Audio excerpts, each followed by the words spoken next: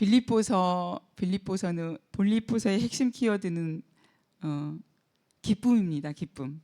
제가 오늘 이렇게 말씀을 전하려고 이렇게 이제 며칠 준비를 하면서 제 안에 그 좀 기쁨이 되게 회복이 됐어요. 그 기쁨은 이제 기뻐서 기쁜 게 아니라 어떤 상황 가운데서 또 기쁜 거, 우리가 구원 받았다는 그 은혜 하나로도 사실 우리는 기쁘잖아요, 그죠? 근데 이제 현실에 또 있다 보면 또 막 이렇게 우울한 일들이 많이 있고 그러다 보면 또 그 기쁨이 잃어버리는데 다시 기쁨을 회복하는 귀하고 복된 시간이 되었습니다. 빌립보서의 핵심 키워드는 기쁨이라고 했습니다. 기쁨이라는 표현이 16번 정도. 제가 세봤을 때는 18번 그랬는데 또 누가 16번 막 이래서 이제 어쨌든 16번 정도 나오는데 사도 바울이 이 편지를 쓰면서 이제 그 사도 바울의 그 마음을 이제 사실 빌립보 성도들에게 그 권면하고 고백하는 그런 말씀이죠. 예. 뭐라고 그러냐면 핍박이 온다고 했지. 잘 견뎌. 주님 곧 오실 거야. 예, 그런 메시지입니다. 잘 이겨. 주님이 곧 오셔서 널 위로해 주시고 안아주시고 또 인정해 주시고 그럴 거야. 그래서 주님 바라보면서 이 모든 환난을 잘 이겨나길 바란다. 사실은 지금의 이제 우리는 너무 편한 신앙생활을 하고 있지만 그 당시는 이제 로마의 핍박이 있었기 때문에 사실은 지금의 핍박하고는 좀 비교할 수 없는 그런 환경이죠, 그죠? 예. 그래서 이렇게 고난 속에서도 예수 그리스도 안에 넘치는 그 기쁨을 간직한 바울이 박해 속에 있는 빌립보 교회의 성도들을 위로하는 격려하기 위해 쓴 그런 기쁨의 서신입니다. 사도 바울은 빌립보 교회를 사랑했습니다. 그 성도들을 사랑했죠. 그래서 사랑하고 사모했습니다. 그렇죠?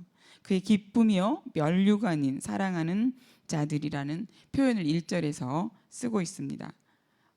사도 바울의 면류관이 뭐라고요? 빌립보 교회 성도들입니다. 그죠? 우리 주의종들의 면류관은 누굽니까? 우리 서울순복음교회 성도들입니다. 예. 그러면서 주 안에 바로 서라고 이렇게 말하고 있습니다. 빌립보 교회는 어디에 내놓아도 자랑스럽고 감사한 사도 바울의 선교의 열매였습니다. 예. 사도 바울은 서신을 통해서 그리스도인들이 어떻게 살아야 할 것인가를 감옥에서 터득한 그 일체의 비결을 들려주며 당부하고 있습니다. 사도 바울은 감옥에서 첫 번째 감사와 기쁨을 배웠습니다. 더 정확하게 말하면 감사와 기쁨을 터득했습니다. 우리가 배웠다는 말하고 터득했다는 말은 좀 느낌이 다르죠, 그죠? 쉬운 말 성경에는 터득했습니다라고 나옵니다. 배웠습니다라는 말은. 그래서 터득했다는 거예요. 배웠다는 것은 배워서 실천하지 않으면 아무 소용이 없지만 터득했다는 것은 내가 언제든지 그렇게 살 수 있을 정도 내 몸에 장착이 되었다는 그런 의미입니다. 예. 우리 10절 말씀 한번 읽어보겠습니다. 내가 주 안에서 크게 기뻐함은 너희가 나를 생각하던 것이 이제 다시 싹이 남이니 너희가 또한 이를 위하여 생각은 하였으나 기회가 없었느니라. 항상 사도 바울을 생각했지만 기회가 없었다는 거죠. 그 마음을 사도 바울이 알아주고 있습니다. 사도 바울은 감옥에 와 있는 것이 기뻤어요. 참 너무 앞뒤가 맞지 않는 이야기죠. 사도 바울이 지금 어떤 형편에 있습니까? 재판을 받기 위해서 로마의 어느 집에 갇혀 있는 몸입니다. 자유의 몸이 아닙니다. 행동의 자유, 생활의 자유가 없는 사람입니다. 그런 사람이 기뻐할 수 있습니까? 그러나 바울은 그럼에도 이에 구애받지 않고 스스로 기뻐하면서 빌립보 교회 성도들에게 오히려 기쁨이 충만한 삶을 살 것을 권면하고 있습니다. 어떤 재판이 내려질지 알 수 없는 절박한 순간이고 죽음의 그림자가 앞에 서 있는 그런 그렇게 앞에 이렇게 말하고 있는 것입니다. 그죠? 보통 사람이라면 이 지경에서 기뻐할 수 없습니다. 바울을 덮고 있는 이 기쁨의 능력의 정체는 무엇일까요? 바로 우리 오늘 본문에 있는 13절이죠. 내게 능력 주시는 자 안에서 내가 모든 것을 할 수 있느니라. 그 비밀이 바로 이 고백 속에 있습니다. 그의 능력의 원천은 그에게 능력 주시는 자, 즉 하나님이시라는 것이죠. 예수 그리스도시라는 것입니다.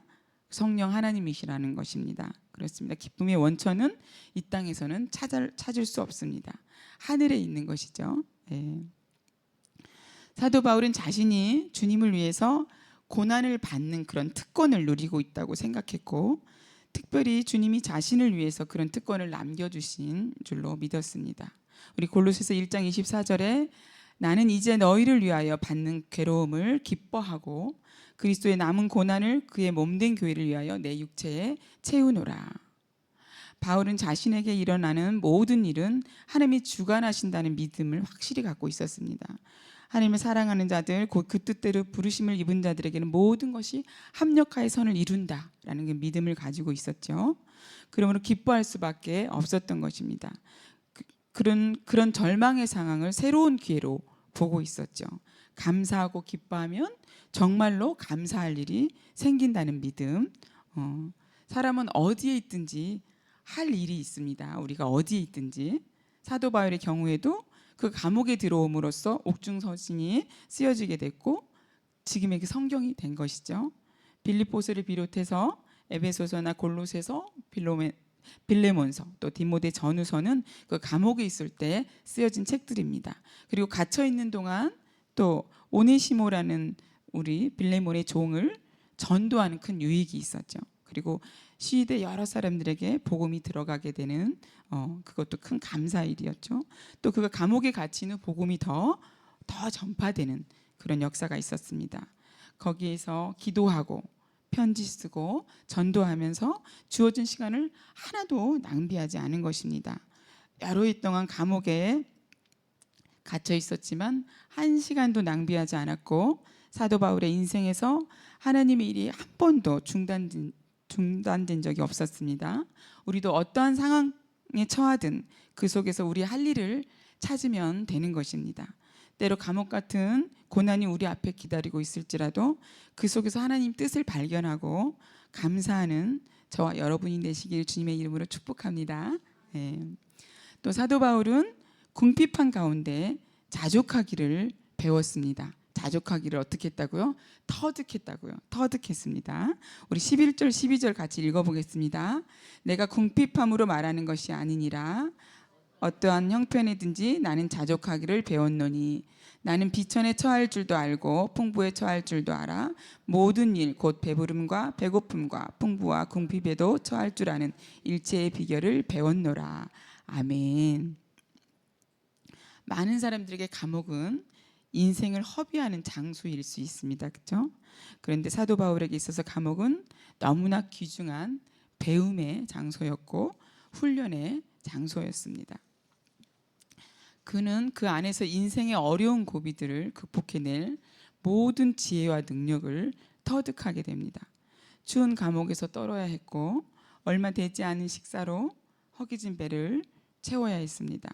아무도 오지 않는 그곳에서 외로움도 견뎌야 했습니다.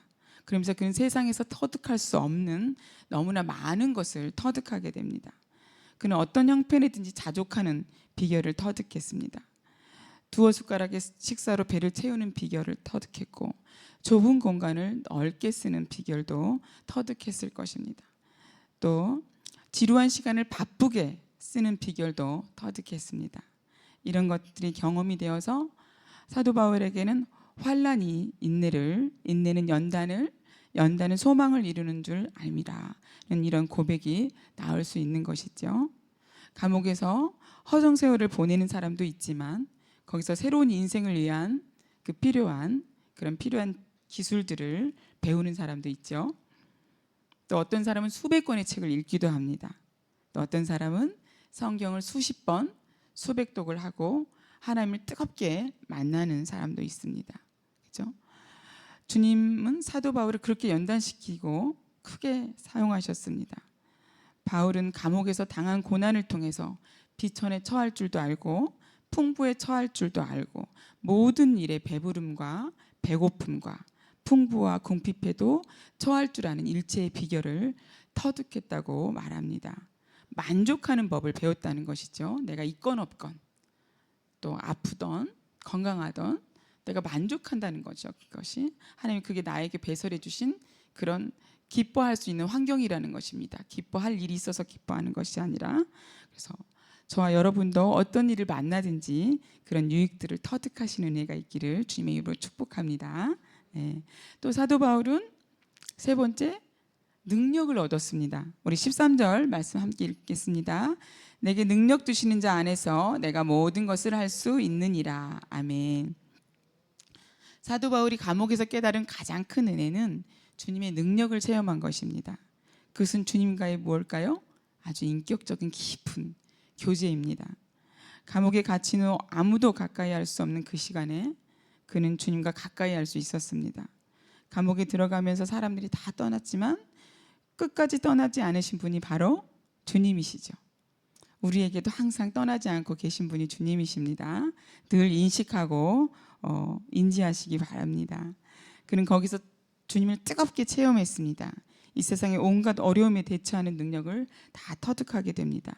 그러나 일체의 비결을 배웠다는 말은 세상 사람들처럼 나도 할 수 있다는 그 신념을 배웠다는 뜻이 아닙니다. 그는 모든 것을 능력 주시는 자 곧 예수님 안에서, 성령 안에서 할 수 있다는 것을 말합니다. 능력 주시는 자 안에서 모든 것을 할 수 있다는 것은 사도 바울이 어떤 신적인 탁월한 능력을 가진 것으로 생각해서 나도 그렇게 사도 바울이 가진 그 능력을 갖고 싶다, 이렇게 이제 우리가 생각할 수 있지만 그것이 아닙니다. 이 본문에 나타나는 능력은 그것과는 좀 다른 능력이죠. 어떤 능력보다 더 중요한 능력 하나를 소개합니다. 사도 바울이 가지고 있는 능력은 뭡니까? 어떤 능력입니까? 바로 자족하는 능력입니다. 자족하는 능력. 현재 상황에 처해진 것에 만족하는 능력인 거죠. 그죠? 비천에도 자족하고 풍부에도 자족할 수 있는 능력이죠. 배불러도 주님을 위해서 근신하고 배고파도 주님을 위해서 참고 견디는 자족의 능력을 말합니다. 그 어떤 힘들고 어려운 상황 가운데서도 주님의 뜻대로 밀고 나가는 것이죠. 그 어떤 힘들고 어려운 상황 가운데도 주님 기뻐하시는 그런 뜻대로 모든 것을 할 수 있는 그런 담대함. 뭔가 이렇게 내 욕심으로, 세상 욕심으로 채우려는 것이 아니라 오히려 비울 때 그 말할 수 없는 그 기쁨이 우리 안에 있습니다. 그런 능력을 말하는 것입니다. 이런 능력은 아무나 가질 수 있는 것이 아니죠. 어떤 사람이 이런 능력을 가질 수 있을까요? 오늘 사도 바울의 고백이 우리 모두의 고백이 되기를, 그래서 자족하는 능력의 소유자들이 되시기를 축복합니다. 그것은 고난 중에 인내하는 능력입니다. 고난 중에 인내하는 능력입니다. 또 절망 가운데 소망을 갖는 능력입니다. 절망적일 때 참 소망을 갖기가 쉽지 않습니다. 그죠? 그리고 극한 환난 가운데서도 기쁨으로 사는 능력을 말합니다. 곧 주님을 의뢰하는 능력이고 주님과 동행하는 능력입니다. 이것이 진정 우리 성도의 능력이라고 할 수 있습니다. 따라서 그가 일체의 비결을 배웠다는 것은 무슨 극기훈련 같은 것을 통해서 자기를 발견한 것이 아니라 고난 중에 주님을 발견했다는 것입니다. 우리들에게 가장 귀한 체험은 고난을 통한 신앙 성장입니다. 그래서 고난이 오시면 감사하시기 바랍니다. 기뻐하시기 바랍니다. 이 고난을 통해서 하나님 나에게 어떤 베스트를 준비하고 계시지? 그렇게 기대하시면 좋습니다. 그러면 하나님께서 반드시 그 고난 뒤에 정말 베스트를, 우리가 상상하지 못한 베스트를 준비하고 우리에게 짠! 내가 너에게 주려고 했던 것이 이것이야! 라고 보여주실 것입니다. 어떤 사람은 여유 있게 살죠. 어떤 사람은 어렵게 삽니다. 어떤 사람은 한가하게 살고 어떤 사람은 또 너무 바쁘게 삽니다. 그러나 그 생활이 어떻든지 그 속에서 매일 주님의 뜻을 이루며 살면 됩니다. 바쁜 사람들은 바쁜 중에 순간마다 하나님의 도우심을 구하시길 축복합니다. 시간이 여유 있는 사람들은 시간이 여유 있으니까 주님을 구하시길 바랍니다. 차를 타고 가면서도 기도하고 사람을 만나러 가면서도 기도하십시오. 시간이 없다는 것은 핑계에 불과하죠. 가난한 것도 문제가 되지 않습니다. 그때마다 기도하며 말씀을 읽으시기 바랍니다. 우리에게 닥친 위기는 사실상 하나님의 기회입니다. 직장이 없다면 없을 때 부지런히 기도하고 말씀을 읽으면 됩니다. 그러면 그 말씀이 능력이 되어서 길이 열릴 것입니다. 부지런히 기도하시길 축복합니다. 그 기도가 길이 될 것입니다. 문제가 있다면 문제를 붙들고 기도하십시오. 그 문제뿐만 아니라 전혀 생각하지 않았던 내 안에 다른 문제들도 하나님이 해결해 주십니다. 아픈 분들 기도하십시오. 병도 고칠 뿐 아니라 하나님이 살아계심을 경험하게 되는 귀하고 복된 계기가 될 것입니다. 이렇게 하나님을 의지하는 것이 우리의 능력입니다. 하나님을 의지하는 것이 우리의 능력입니다. 예. 그러나 누구든지 우리가 주 안에서 온전히 있지 않으면 우리는 당연히 환경의 지배를 받을 수밖에 없습니다. 그래서 가난하든지 또 일이 잘 안 풀리든지 억울한 일을 당하든지 그러면 당연히 불쾌하고 화가 나고 슬프고 또 낙심하고 또 미워하고 이렇게 되죠. 그런 것들이 우리를 덮습니다. 시시때때로 그냥 호시탐탐 사단이 우리를 그렇게 노리고 있습니다. 그런데 어떤 이런 경우에도 주님 주신 그 능력 안에 있다면 상황이 완전히 달라지죠. 내가 복을 받는 기회가 되고 나에게 하나님이 주시는 그 베스트를 기대할 수 있는 아주 절호의 찬스입니다. 항상 더 크고 강하신 우리 현실의 그 힘들고 어려운 그 상황보다 항상 더 크고 강하신 하나님이 계시기 때문입니다.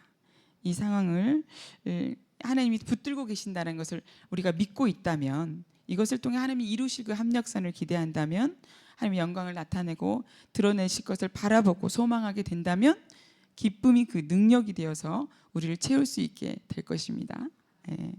제가 사도 바울을 이렇게 묵상하면서 저를 돌아보는 복된 시간이 됐습니다. 제가 한참 전에 우리 김대인 전사님이 저한테 그런 질문을 했었어요. 전도사님은 혹시 예수님처럼 사도 바울처럼 혹시 살고 싶은 그런 마음이 있으십니까? 이러시더라고요. 그래서 제가 그거야 당연하죠. 저도 예수님처럼 사도 바울처럼 그렇게 살고 싶죠. 그러면서 이제 그 말을 하는데 내 마음이 두근두근 거리더라고요. 그랬더니 그 다음에 전선생님이 뭐라 그러냐면, 그러면 지금 당장 전도사님의 모든 통장의 잔고를 0으로 하시고 그 얘기를 하시는 거예요. 그래서 전선생님 못해 내가 그렇게 얘기를 했어요. 사도 바울은 정말 그렇게, 예수님은 그렇게 통장이 있었다면 잔고 0원으로 해놓고 그렇게 하나님을 위해서 살았습니다. 그죠? 그래서 우리에게 가진 거 얼마 많지 않지만 우리 주변에 어려운 또 힘든 지체들을 위로하고 또 이렇게 구제하고 사랑하는 그런 시간에 또 사용하면 좋겠다는 생각이 들었습니다. 그래서 우리 이제 하나님께서 우리를 지으셨죠, 그죠? 우리 또 택하셨습니다. 또 우리를 또 어떻게 하셨어요? 이렇게 부르셨어요. 또 거듭나게 하셨죠. 또 우리를 그래서 자녀 삼아 주셨습니다. 우리를 또 어떻게 해요? 이 더럽고 악한 우리를 의롭다고 하셨어요. 그리고 성화의 길을 지금 걸어가게 하시죠. 또 영화롭게 될 그 날을 향하여 가게 하십니다. 새 하늘 새 땅에 우리가 영원히 하나님과 함께 살 것입니다. 그렇죠? 그때까지 주님은 우리 안에 들어오셔서 또 우리를 지키시고 우리를 인도하시고 우리를 돌보실 것입니다. 이 고백이 저와 여러분 모두의 기쁨이 되고 신앙 고백이 되시길 축복합니다. 사랑하는 우리 성도 여러분, 오늘을 사는 우리에게도 감옥보다 어려운 고난이 얼마든지 있습니다. 자녀의 문제, 또 질병의 문제, 또 재정의 문제, 여러 가지 문제들이 있죠. 또 관계의 문제, 믿음의 눈으로 바라보시길 축복합니다. 얼마든지 유익을 얻을 수 있을 것입니다. 낙심하지 않고 고난을 통해 주시는 하나님의 능력을 체험하시고 간증하는 은혜가 있기를 축복합니다. 기도하시겠습니다. 주신